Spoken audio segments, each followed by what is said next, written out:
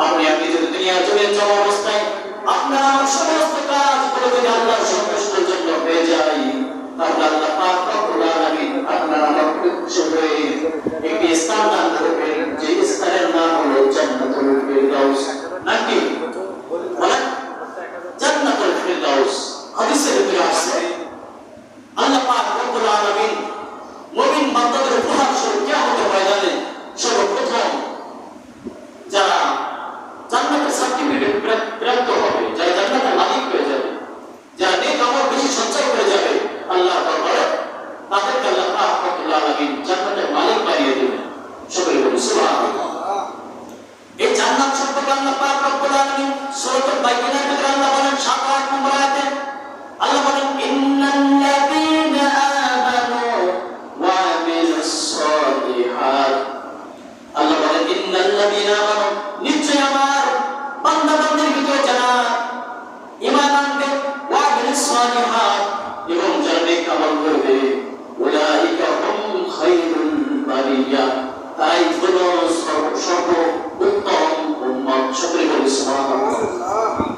আর সর্বোত্তম দামি উম্মতের জন্য আল্লাহ পাক রব্বুল আলামিন বলেন আমি তাদের জন্য রেখেছি উলাইকা হুম খায়রুল বারিয়া জাযাউহুম ইনদা রাব্বিহিম, আমি আল্লাহর পক্ষ থেকে তাদের জন্য থাকবে জান্নাত, রাব্বিহিম জান্নাতু আদনিন তাজরি মিন তাহতিহাল আনহার, তাদের জন্য থাকবে জান্নাত তাজরি মিন তাহতিহাল আনহার, যে জান্নাতের তলদেশের ভিতরে থাকবে নহর প্রবাহিত, তাজরি মিন তাহতিহাল আনহার খালিদিনা ফিহা আবাদা, তারা সর্বদা সেখানেই বসবাস করতে থাকবে। রাদিয়াল্লাহু আনহুম, আমি আল্লাহ তাদের উপরে রাজি থাকবো, ওয়া রাদওয়ান, এবং তারাও আমার উপরে রাজি থাকবে। সকলে বলি সুবহানাল্লাহ।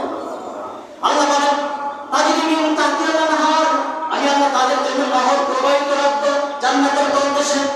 তাফসীরের কিতাবের ভিতরে আছে জান্নাতুল ফিরদাউসের থেকে 4টি ঝর্ণা প্রবাহিত থাকবে। কয়টি ঝর্ণা? 4টি ঝর্ণা। 1 নম্বর ঝর্ণা হলো ড্রিঙ্কিং ওয়াটার, খাওয়ার পানির ঝর্ণা থাকবে, স্পেশাল খাবার পানি আপনার আমার জন্য সরবরাহ করবে মুরগির মান যা থাকবে জান্নাতের ভিতরে তারা। আর 2 নম্বর থাকবে দুধের ঝর্ণা প্রবাহিত থাকবে। সকলে বলি সুবহানাল্লাহ। 3 নম্বর থাকবে হানি মধুর ঝর্ণা প্রবাহিত থাকবে এই জান্নাতের তলদেশে। এরপর থাকবে শারাবান তাহুরা, পবিত্র মদের ঝর্ণা প্রবাহিত থাকবে। সকলে বলি সুবহানাল্লাহ। এই 4টি ঝর্ণা প্রবাহিত থাকবে। এই প্রবাহিত ঝর্ণা দিয়ে মুরগির মান যারা থাকবে এরা পানি দিয়ে দিয়ে এই সমস্ত জান্নাতীদেরকে পান করতে দেবে। সকলে বলি সুবহানাল্লাহ। তাফসীরের কিতাবের ভিতরে আসছে একবার পান করবে তারা তৃষ্ণা ওই হাসরের ময়দানে এত উত্তপ্ত হবে, মানুষ আকার চিৎকার দিতে থাকবে। একবার পান করবে তো বহু বছর তাদের আর পিপাসা লাগবে না। সকলে বলি সুবহানাল্লাহ। একের পর এক তারা সেই পানি পান করতে থাকবে।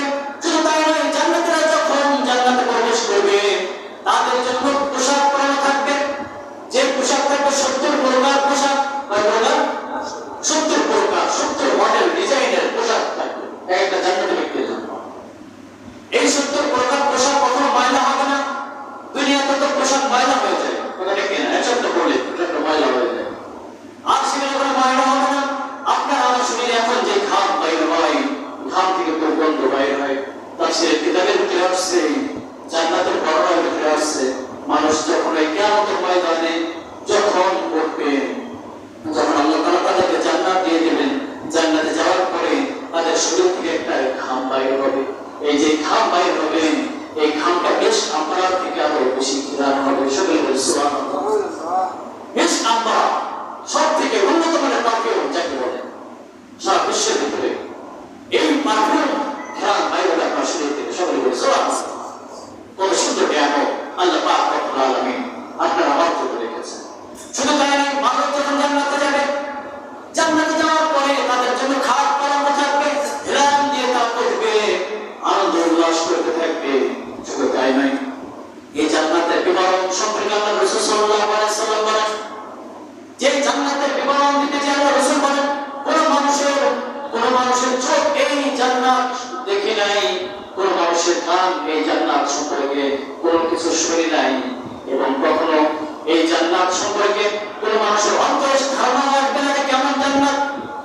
দুনিয়ার ভিতরে দেখবেন ভালো ভালো অট্টালিকা রয়েছে, ভালো ভালো রকম ভালো রিসোর্ট রয়েছে যেখানে সুন্দরভাবে সাজানো রয়েছে।